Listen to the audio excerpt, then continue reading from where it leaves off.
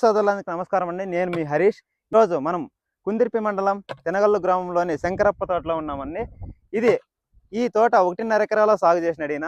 దాదాపుగా 1 లక్ష రూపాయల పెట్టుబడితో స్టేకింగ్ విధానంలో టమోటా సాగు చేసినాడు ఈయన.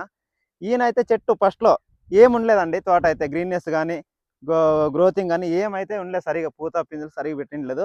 ఈ బయోవిటను మరియు న్యూట్రిజన్ 2 స్ప్రేయింగ్ చేయడం ద్వారా ఈయన తోట గ్రీన్నెస్ మరియు పూత పింజలు మరియు గ్రోతింగ్ చాలా బాగా వచ్చింది. తోట అయితే సూపర్గా ఉంది. ఎక్కడ చూసినా గ్రీన్నెస్ అంటే తోట ఇంకా పెరుగుతూనే ఉంది.